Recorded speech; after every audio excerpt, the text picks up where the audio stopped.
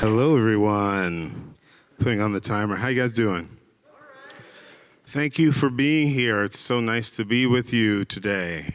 I'm also very excited to be here with Scottie and Makaya. We're going to do some talking. Scottie runs International Anthem. Co-runs. You're the man. No, I'm just kidding. Co-runs International Anthem, and Makaya McCraven. You know the musician that Makaya is, or you wouldn't be here today. I first got to know Makaya's music through Scottie. Scottie gave me the first record that International Anthem released of Makaya's work, and I was instantly enamored with it. And then later, had lovely meeting with you guys and asked to work on the cover for Universal Beings, and it was a great collaboration. Thank you so much for having me.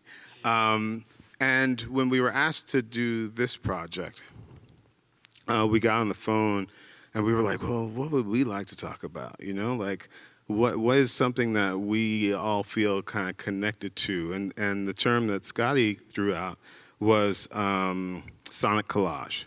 So in the little description of the talk, I believe it says sonic collage. Yeah, I think Allison threw it out first, or whoever wrote that copy. But then I was like, that seems like something worth talking about. Yeah.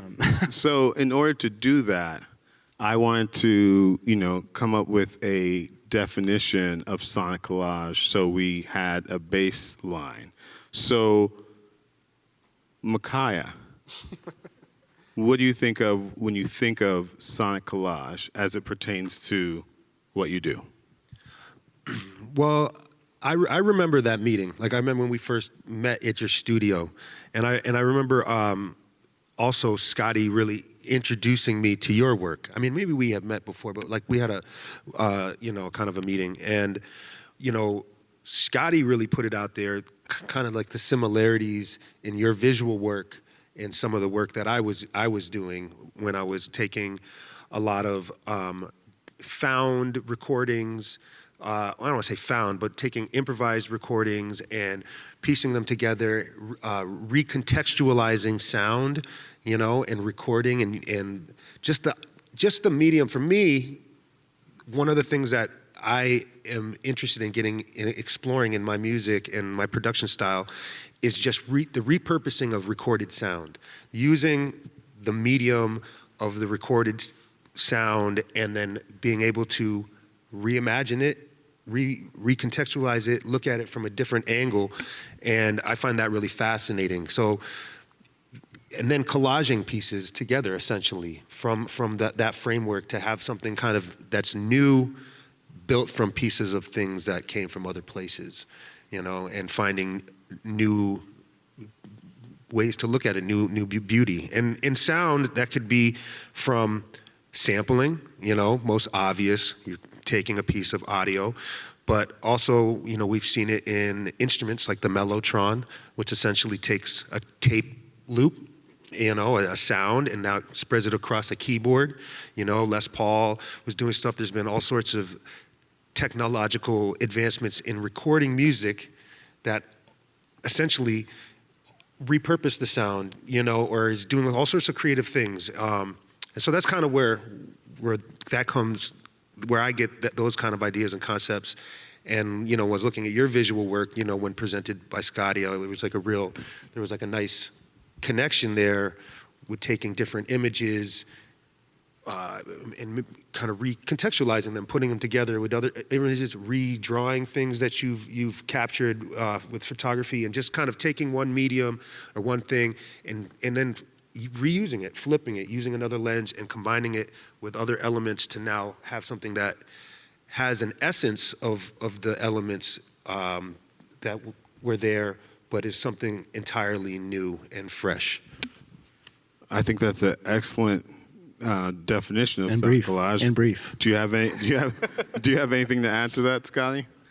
From your vantage point? Well, I mean, yes, all that, and like back to like why we were talking about wanting to focus on that is, I mean, the program tonight is obviously started. It's about Makaya's music and him as an artist, and they also wanted to involve the label. And I think that like sonic collage, I realized only recently actually. I kind of realized that like collage, musical collage, sonic collage is kind of a binding factor of so many of the different artists on the label. And it might have been a vibration that was really started by Makaya, because he's one of the first artists that we worked with, that kind of established a vibe that we've been looking for in other artists. But the work that you do as a musician and as well as a visual artist, sonic collage, Carlos Nino, Jamie Branch, so many of the records, I mean, I could probably name most of the records on our label, Ben Lamar Gay, Jeff Parker.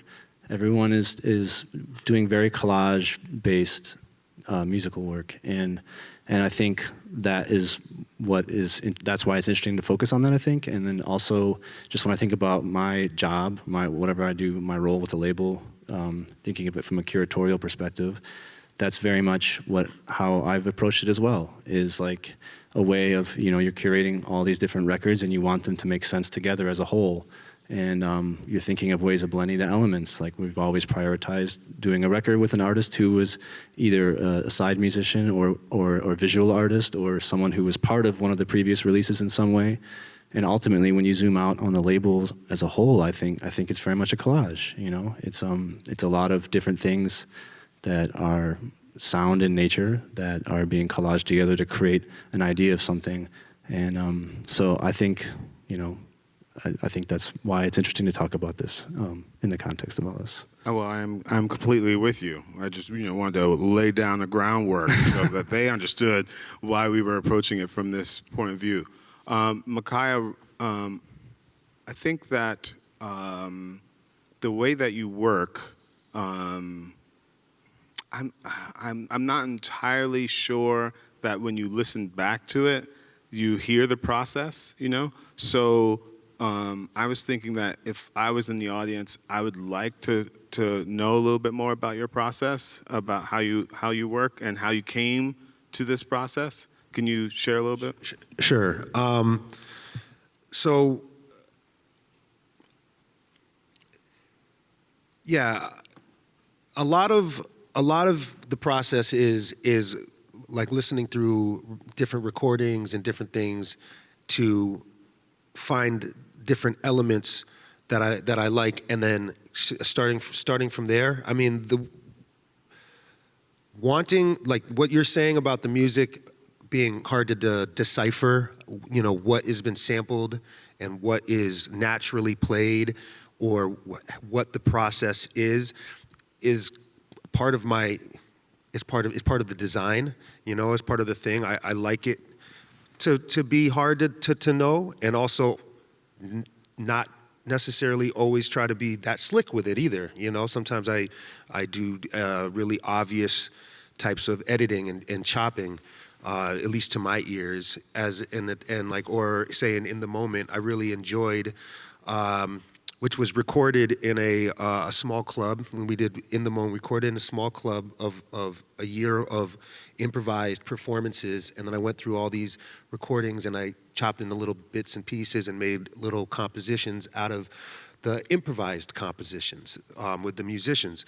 And certain elements I really would be like a fork dropping. I hear a fork drop and it rings with the music, and that's the kind of musician I am. If I'm playing in a space and I hear something, and sometimes to a fault, you're playing a club and somebody drops a plate, and I might say like, psh, as a response, because I like to be in the moment when I play. Yeah, like I said, even to a fault.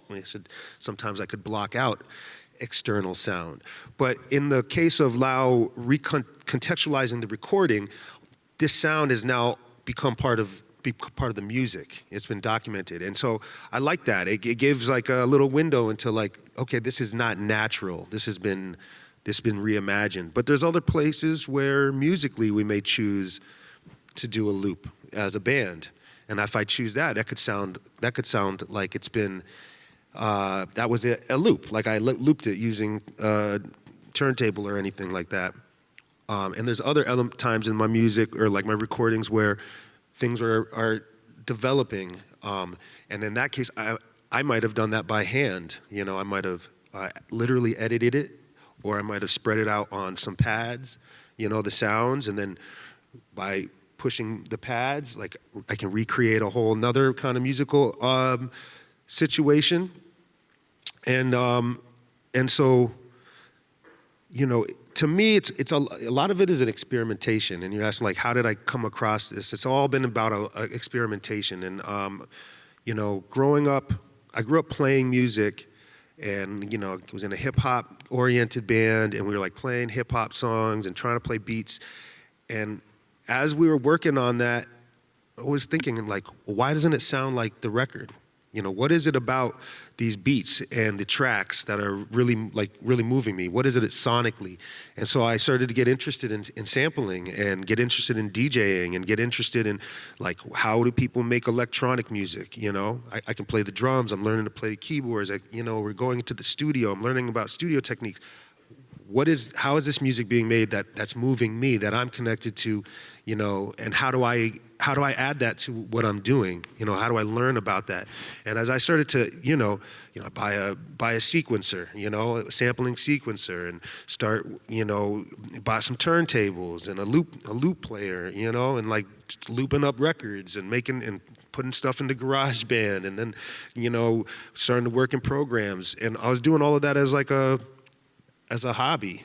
Meanwhile, I'm playing gigs, I'm making records, I'm like doing small tours, I'm a young working musician. And when I come home from my gigs, I'm late night, I'm like making beats and experimenting and making all sorts of tracks that I've never done anything with, because I didn't know. It wasn't, and it wasn't until I kind of took my professional career and everything I was doing and took my musical hobby and the thing that I was like passionately kind of like, losing sleep and being unhealthy for, when I put that stuff together and really just kind of try to utilize the broad set of things that I was interested in, not feel I had to compartmentalize myself. That was like when everything really kind of came together and it clicked. Like, oh, this is this, and continually now, like every project is still like I'm experimenting. I'm trying to figure out a new way to do it, or a different way to flip it, or something. Because, when it comes to the music that inspires me, it's all done that. It's all been searching. People talk about pushing the boundaries. I don't think it's about reinventing the wheel. Or pushing any boundaries. I don't think of myself as like doing something different. I'm trying to take part in this legacy, this history of people striving for something beyond what they understand and what they know. Maybe not what all of us know either, but it's that push. And trying to like, I haven't done that before. Or how did that happen? And I think all the greatest things in life kind of exist at the edge of the unknown, the unprovable, the edge of my understanding, And so my process is kind of deeply experimental and in a search of personal, growth, artistic growth. So, there's the live playing, and then there's the kind of recontextualizing. Do either the processes provide more freedom in your mind, or there's just two different kinds of freedom? I mean, it's completely different. I think of the live space and the recorded space, to me, are very different things, at least how I approach them as an artist. The live space is here, it's now, it's fleeting, it can be recorded, and that's cool, capturing that. But the magic of it is being in the space while it's happening, when something is happening right now and we're experiencing it together. And if the cameras are off, we record everything now, To me, it kills a bit of the magic, It's the special when you're there and you witness something, because then in your memory, you give it the space to be greater than it was, you know, the memory of it, the feeling of it. You know, I could tell a joke, and you had to be there. Yeah, and that's real. You had to be there, or it's just not funny. Yeah. Oftentimes, the documentation of it leaves a lot to be desired anyway. Hardly ever watching it on your phone or your iPad or your computer is it better than actually being there. Right. And that's the beauty now of like being able to create music in this other format and record, is now we're in a new dimension where there's different rules. Different things can happen in the recording. You know, I can play with people that have been dead for 50 years on a recording. You know, if I did that here on this stage, it'd be a little weird. So also, you know, before we did this online, a lot of people asked me, like, will this be streamed? Can we watch it? And so you guys are getting a much better experience than any of the people that didn't show up. So props to you, you know. Unless Makaya takes it and like chops it and puts it into Ableton, Exactly. makes it sound even better than it actually was, which, you know. Well, better is right. But it's kind of like, that's what you did, which is really cool. Like you said, there's a magic to the live performance that you cannot simulate, and it's very special. And the more capable you are as a musician of really being in it, the deeper inside the moment you're able to go, the more magical the experience is for you and the other musicians and the people who are there. But it doesn't always translate to a recording. A live recording, when you're listening at home, doesn't always sound as special as it was to be there. But because you have the ability technologically you have that magic recorded, and you can take it and you can recontextualize it and present it in a way where you maintain that magic and that potency, but then you recontextualize it in a way where it's more communicable through a recorded situation. So which is what you do, right, in different ways, and which is very unique and cool. And when we did in the moment, you know, there were things that I in my head was trying to highlight with that. You know, there was a lot of things when I'm listening back to, you know, we had just met, and I'd done a couple different performances for a series that you were putting on, and you know, Scottie was ambitious and in trying to create events and community in Chicago through kind of the music that he was inspired by. There was no label, you know, just the idea that maybe this was something he wanted to do, and we had a conversation. And when we did the concerts at the Bedford, right, we did the series, it was like we're trying to get people to come out every week. We were trying to get a little bit noticed and have people come to our event and enjoy. And you know, often you're playing creative music and there's people talking over it, you know, and I was thinking sometimes, like, this is you know, these such great musicians. I got, you know, get some world-class people coming, and it's like can be like pulling teeth sometimes, and presenting music in alternative spaces and getting people to come, or getting people who are there to be respectful or whatever. And you know, when starting to recontextualize those moments, that was part of the idea was like, well, what happens if like we look at this a different way? You know, what if we put this in a different place, and if this music isn't just at this you know, hipster, you know, restaurant, whatever, but it's presented, you know, in a different space. How do people how will people take it, you know? And I find that fascinating too. I mean, that's like a part of the plight of the artist, you know, at times, like, because people can treat you completely differently if you're walking in one space versus you're walking in another space, you know? If I'm doing if I'm playing a private event, you know, if I did a private event here in Chicago, I worked a lot of gigs playing around Chicago in every musical context, you know, and you could play the same gig on the same day, and one you're playing for somebody's, you know, 75th birthday party in a high rise, you know, and you gotta come through the loading dock with the trash, and you know, people you gotta eat like a dry bandwich. You know, everybody's eating all this really amazing food, you know. People don't even look at you, you know, half the time, you know. And a couple hours later, you're playing somewhere else and people are like asking for your autograph and treating you like this, you know, and those things might pay the same, you know? I mean, there's a lot to kind of deal with, you know? And so like recontextualizing the music, you know, in the recorded space too, I think I'm trying to outline that too, you know? It's like, well, you over here, you're talking over us, but I put it right here and people want to like line up to you know, and what is that about perception and presentation and then this is kind of what a label does now, right? Is you're going to have to kind of take the art and take the work and now present it to the world in a communicable way that they're going to accept that despite the variety of reasons. Would be like, I don't listen to that music because that's uncool. Yeah, I remember, so when we released Makaya's first record, In the Moment. I want to hear you talk. Can't hear me better? Sorry. When we released Makaya's first record, In the Moment, you know, in the liner notes we were talking about how everything was recorded at the Bedford in Chicago, and I can remember getting like, and then the recording started doing well, and people all over the world were interested in it, and like getting these emails from Italian journalists being like, tell us about the Bedford. What's it like at the Bedford?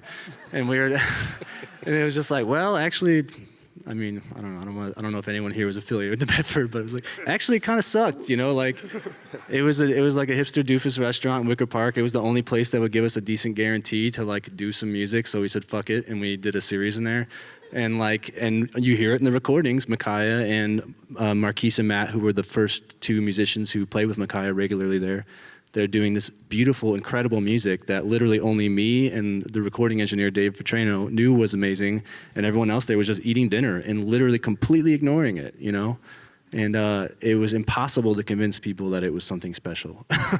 And it just kind of became part of the vibe, you know? It was like, well, we're just doing this thing in here, I don't know, maybe, and then Makaya started post-producing it, and it was like, wow, these are freaking incredible chops, these are great, and people are gonna love this. And then all of a sudden it's like Italian journalists are like, tell us about the Bedford.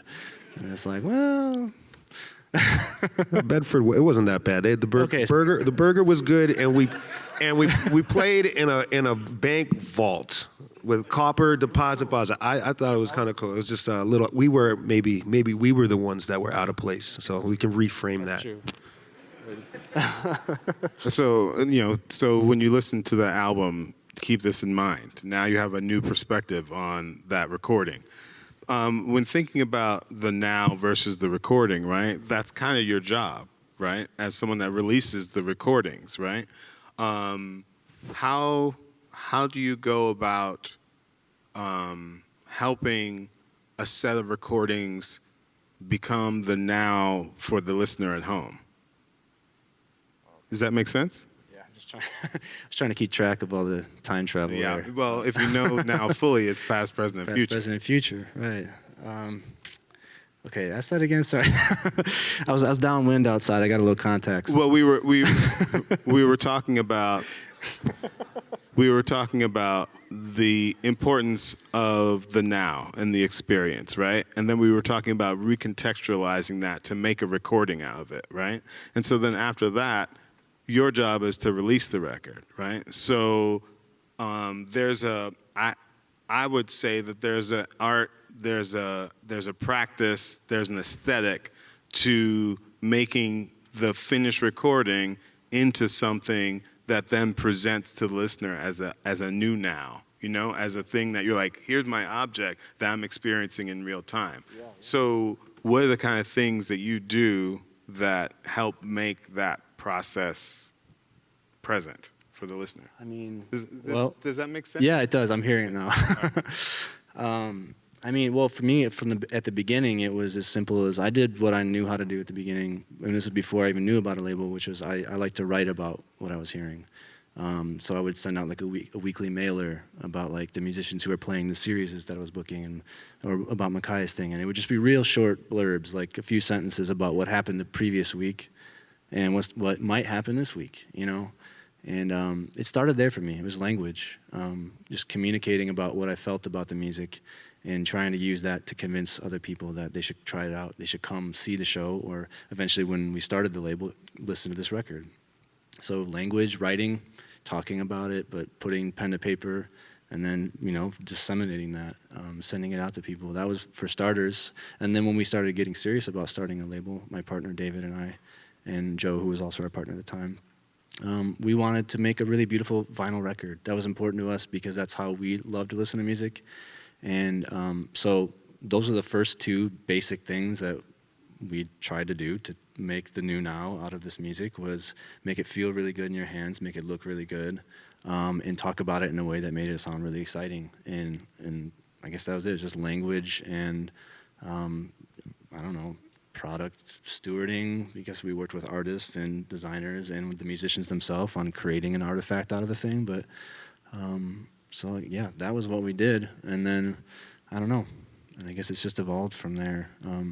I tried to give feedback to Makaya, like, man, I really love that you're doing this and whatnot. I don't know how much of it he actually took to heart or whatnot, but just engaging with him about his artistic practice, like, man, especially for me, it was exciting because I am a drummer originally and still sometimes play, but like Makaya inspired me so much, and like was one of the reasons I wanted to get involved in facilitating on that level, because I was just like, it excited me to hear him play, and so it was fun for me to engage with him about what he was doing as a musician, and then when he was sending recordings as he's making them, just being like, wow, I think this is like incredible. I love this about it, and so those are parts of the process for me, I guess. Is just being creative, being invested in what the artist is doing, and talking with them about it and writing about it so that I can share that with other people, and trying to communicate in a way that other people might understand what I feel about it, and then trying to make the record look awesome and feel awesome.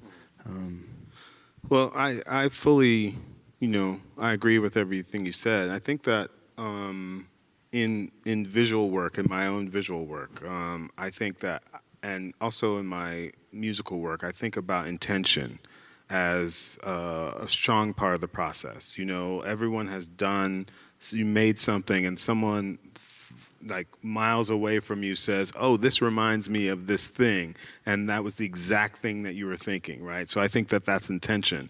And so what I think is interesting about the product of the music, right? I think that it's actually palpable to feel the intention of the label. There's strong intention in the music, and that's what that allows people to make that connection with the label and feel like, I'm going to take a chance on this thing that I never heard before because the intentions were so strong on the last project. No? Yeah, I think there's a tangible thing there that's really interesting. Because and I'll relate it to like my work in the sense that even when I do something and then go back and I change it, and I do something again and I change it again, which happens often, which happens very often, and then I change it back to how I had it the first time, I believe that work has now entered the piece. Even though the work that people don't hear. Yeah, even though it's the same thing that I did, And maybe you won't notice that with the direct piece because you don't know. But when the process gets spread out over your body of work, making these types of choices and back and forth, I think in a real tangible way, your ideas and your intentions are being refined in ways, by doing the work and not leaving the stones unturned, and you said when you said intention, I sometimes I struggle with that a little bit because within the improvised space and playing in the moment, and as well as instrumental music. I think sometimes like certain direct intent is really hard. Like often you can play music and instrumental piece and somebody's going to tell them how it makes them feel, and I can't literally communicate anything to you through music. I can use dynamics and harmony and things to create mood and different things, but without the literal lyric or word. Music, the language of music does not communicate like direct action or direct like intent, you know? And so, you know, I could play something and it's the musical language is kind of, I feel like sometimes it's for the listener to, or to kind of decipher, you know, because I don't know what that intent necessarily, but I think the intent is maybe also in towards more intangible kind of, like, I don't know what I am going to create for you, but I know. I mean, No, you know, I think that I don't agree though. Like that instrumental abstract. Use the mic.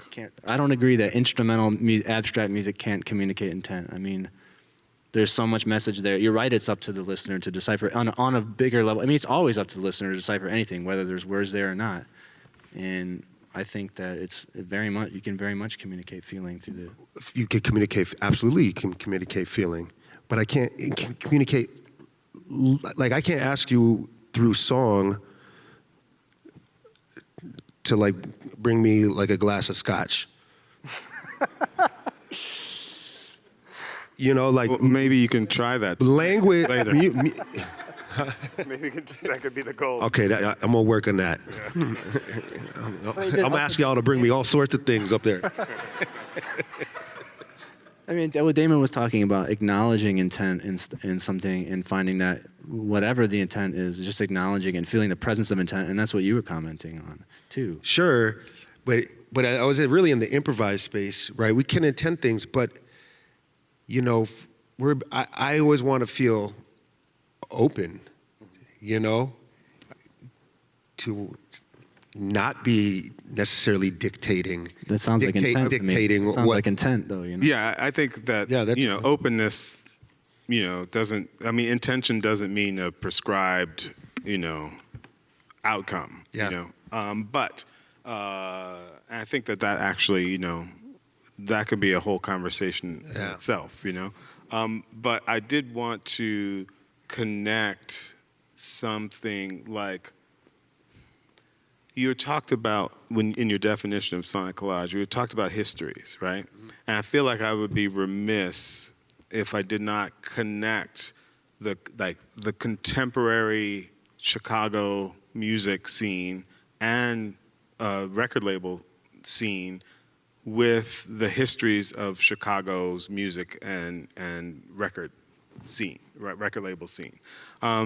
Do you feel that the work that either of you do it benefits or is building upon or is connected to or is sampling or sonically related to the long history of Chicago music?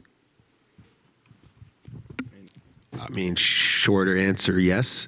I'm at the Chicago Humanities. I gotta ask that question. You know what I'm saying? Yeah, no. I mean, shorter answer, yes. But I mean, how could it not? I mean, the musical culture here is so rich. And when I moved here about 16 years ago, my intent. Was to really to integrate into the city and absorb and get as much out of that. And I heavily rely on my community and the musicians I work with, and who came up through this music scene and have been taught by so many great musicians from here and played in all the venues and been supported by the wonderful audiences and communities that nurture musicians from a young age and get them to play with their elders and play in all these spaces. So it's when you ask the question, but it's just like to me it's just like it just is. It just is, and, I've been so influenced, by my time here and by the musicians around me, both the elders who have taken me in to play with them and my peers, and now, like, totally blown away and inspired by generation of musicians 10, 15 years younger than me, that are, like, really doing it on a high level, internationally, you know. And so yeah, I feel like it's endlessly inspiring, and there's kind of no way to like kind of not take part in it if once you start playing with musicians here. I mean, it's just part of the sound. I mean, it's commenting on when me and my friends were starting the record label. I didn't really know much about label histories. I didn't know about anything about running a label or how it was supposed to be done. We kind of figured it out. But it was learning that the continuum of Chicago music history was living, breathing, active, and multi-generational. Learning that when I first moved into the city and like realizing that it was happening. And I moved here as a musician thinking I was going to make it with my punk band, you know, and then just kind of like, yeah. And like, you know, started just kind of happening across jazz music and being curious about it and studying, trying to read about it and understand it, and realizing that this is very much a tradition that is unbroken tradition that goes back a long time, that really inspired me, and to the point of being more interested in facilitating the music than actually playing it myself. And so yeah, it was the inspiration of that really was a big reason to start it, and it probably only could have happened here for me. I wasn't like looking for a city to start a label in or anything like that. It's just because there's a strong tradition here, and it was rich and exciting to me that inspired me to put down my drumsticks and go do something else, you know, write about who was playing somewhere, or make a screen print poster for something, or try and organize a show and do that instead. Because I felt like there was more voids there, and like, you know, but the music was just, there was just so much exciting music being played, and it was part of something so much bigger, and I wanted to be part of that however I could, and that ultimately led to me starting a label. It just is. I think that is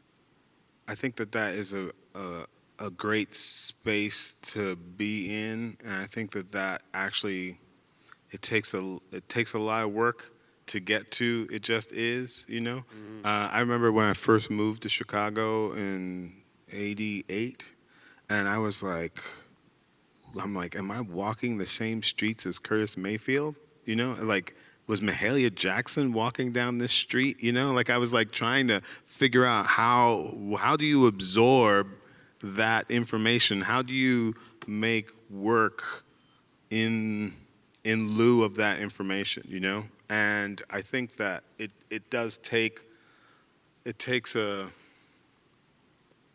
work to get to the space to be it just is, you know? So you're in the place where you're just like, I'm doing the work, I'm connecting, I'm not connecting, I'm just doing the best I can, which is what has been happening in Chicago this whole time, you know.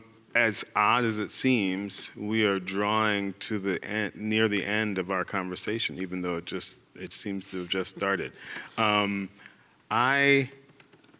mentioned to you, Makaya, that I have a good friend who, when I introduced her to your music, she was like, "This is incredible! Oh my God, it's my jam!" You know, and so I texted her and said, "Can I give me a bonus question?" Yeah. So this is a bonus question, right? This is from Eve.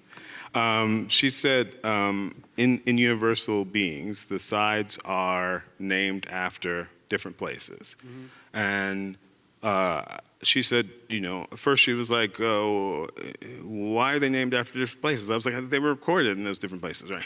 And then she said, "But is there a sonic connection to those spaces that you feel?" Yeah, and I mean, it's a good question.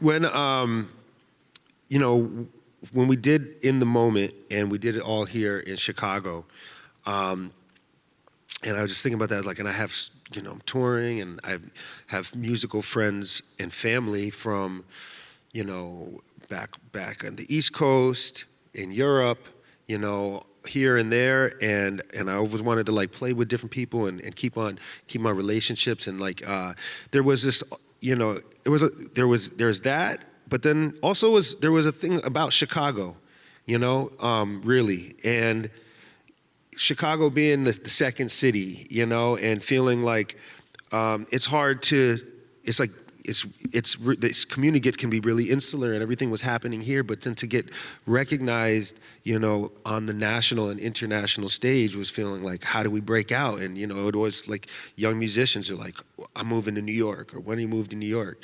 And so, you know, when In the Moment came out, and you know, I had a moment, a public moment. You know, there was press and like all these like really great things are happening for me, and my career started to go into new places. You know, Kamasi Washington just came out around the same time, and I think that, you know, helped buoy the whole genre and the new young people, and that helped me as well. But everybody's like, oh, you're hip to the Chicago sound, like, you know, Chicago's the hottest place for jazz right now, you know, and then the next person be like, no, West Coast get down. Don't you know LA? LA is the place for jazz right now. And be like, everybody knows it's not LA, it's not Chicago, it's New York. New York has always been the spot for progressive music. And it's like, nah, man, you don't know, it's UK. Don't you know the young UK jazz scene? That's the forefront of this music in the movement right now. And I was thinking about this, and I was thinking, I don't think it's about location, you know? And I think it's special. I think the thing about location, which is really cool and special, is that each of these places have deep histories and cultures. They have scenes, they have things.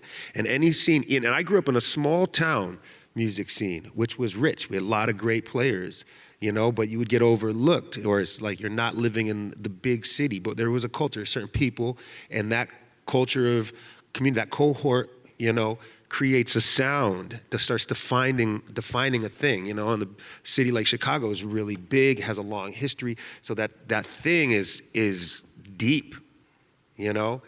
But there's all these places, and so part of like going around and doing the four sides was saying, well, each of these places we have our thing, but really this isn't about just like where you are, being a centralized location, but this is a global movement, global music for global people, you know? And music and things like that, it's not defined so singularly to this place or that place. The places, they create the environment for a scene to happen, for a sound to happen, for a movement to happen that happens there. But, you know, there are these things happening around everywhere, and collaborating with other people, taking part in the global scene, to me was a big part of making that record, Universal Beings, you know? And, you know, maybe it's a little bit of a stretch, you know, global, it's like we went to the UK. So it's like, you know, hardly global, but, you know, that was kind of the essence of this idea, is that, like, you know, and jazz, if I'll use the term just because it's easiest, you know, has traveled every corner of the earth, you know, and is integrated with every corner of earth, as if it's almost like not even a genre in the same sense, because when you think about the musicians that make this music, you know, it's always about, in my where I'm coming from, it's about study and about incorporating different things. It's about music and as a whole thing, not as a genre, you know. As I play an instrument, and I am trying to achieve mastery at my instrument, you know, and I want to study music, and I want to understand music so I can improvise and play freely in different situations, just over music. It's just melodies and changes and rhythms, you know. And then there are stylistic elements to jazz, like you say, with like the swing beat, but we don't necessarily have to play a swing beat for people to call it that word. You know what I mean? So what I'm trying to do is get into the music side. And so, like, traveling around, playing with different people, and learning, you know, transferring ideas, you know, that was a part of it. And using improvisation and the idiom as we know it as our platform, because I know that, like, I go places and you can talk to musicians with our instruments anywhere I go, you know. And so that's part of what drove that idea, you know, coupled with, you know, the practical side of, I have friends in these cities that I want to, you know, hang out with. Yeah. I was say through all that, I wanted to be like, yeah, but also we just wanted to do stuff in these places. And we were like, man, we had fun doing that thing at the Bedford. What if we like took that exact same idea and just like did it over here? Yeah, I know. I told Scotty the idea. I said, hey man, let's just do this. I want to do it like in 4 cities. And he was like, I don't know. That's really expensive. How are we going to do that? Maybe let's just do 2. I was like, no, it doesn't work, man. We pushed it and we managed to figure out how to pay for 3. And then after 3, he was like, man, we got to go to Los Angeles. And I was like, And that was the record. So in conclusion, I have a question for both of you about your 2 different practices. Can you tell me something that it can be from the minuscule to the world, the universal, right? What is something that frustrates you about your practice, and what is something that is liberating and enjoyable? Go first. Man, well, maybe this isn't minuscule, but as a record label, I mean, I guess broadly I would like to think of myself as a facilitator, right? But we are a record label. What does that mean? It's a label that's put on a record. You know, and that is like the format that we operate in. And we are more or less, if I'm doing my job right, in my mind, I'm doing the best possible job I can of commodifying someone's work without sacrificing the intention and the purity of it. But that means that I have to be on the front lines of commodifying something. And that can be difficult on like a dark day. You're like, God damn, like I have another meeting with the guy from Spotify or whatever. It's like, I don't want to talk to that guy, or, you know, and that's a random example, but, you know, but I have to be that conduit. And maybe there's a weird freedom in that, to know that like maybe I'm making it easier for an artist to like do their thing if I'm doing that at a high level. But that can be frustrating. But honestly, so many the parts of the work that are liberating is, I mean, it's almost everything else. Like I think I was born to run a label. I love it. Like I love being like a facilitator and serving the music. That's really important to me, and I find a lot of freedom in that. And that means a different thing for everyone. As you both probably know, I've worked with both of you in this way. It's different for each person. We've had very different experiences working together. And so for me, that is very liberating, to know that I can function in service to the music, and that I play a particular role and I have a meaning for myself. That's very liberating. But the commodification part can be hard, yeah. And you feel like a tool of capitalism, and you have to make sure you're checking in with yourself regularly and you know which side you're on, you know, because someday maybe there's a line and you have to be on one side of it or the other, you know. And you try to stay on the right side, but it gets blurry out there. Makes sense. You know, I'd say, you know, and I talk about this with artists, other artists, and often, you know, I think one of the challenges of being an artist, right, and putting yourself out there, is like always putting yourself out there, you know, and always having some, you know, work to put out there to stand behind, and putting everything into your work, and you're doing that, and it's very easy to get clouded with self-doubt, what do they call it, imposter syndrome, you know, debilitating anxiety, you know. I see it with a lot of artists when you're just like trying to do it, and it's you want to perform so well that you stop yourself, you know, or you're judging yourself, and you're always self-critiquing, you know. That's, you know, in the effort to achieve mastery, you must, you know, you must push yourself, you must try to, you know, and that helps you grow. But there's a line, you know. And I used to say to my band on my first international tour, you know, I was like, let's just like let your suckiness shine. I said, let's go out there, let your suckiness shine. And what I meant was like, you know, like leave it all on the field, you know. You know, and if we want to really present ourselves and really create something special, I want to give myself as a performer, warts and all, you know, and show vulnerability. And that is powerful in my opinion, you know, but it's hard, you know, it's hard. And so, yeah, that I find a challenge, you know, when I have deadlines, I've got multiple responsibilities, you know, just, you know, getting through the work sometimes, you know, and just keep it going. But on the flip side of that is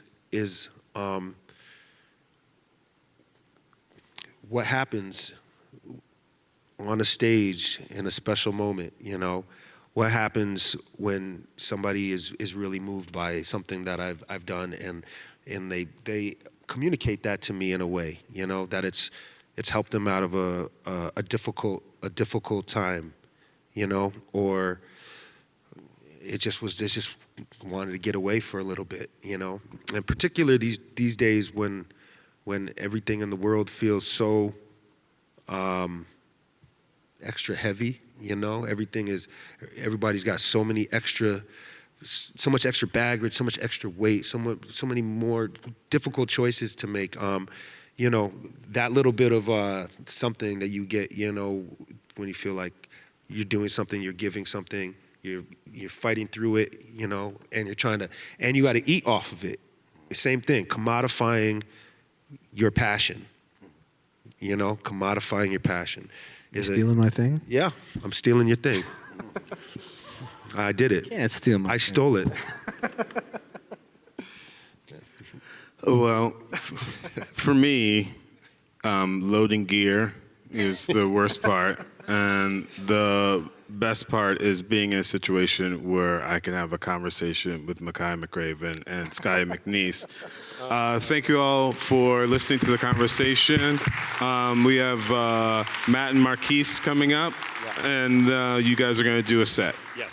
Okay. Thank you all. Thanks, everyone. 5, 6, 7, 8.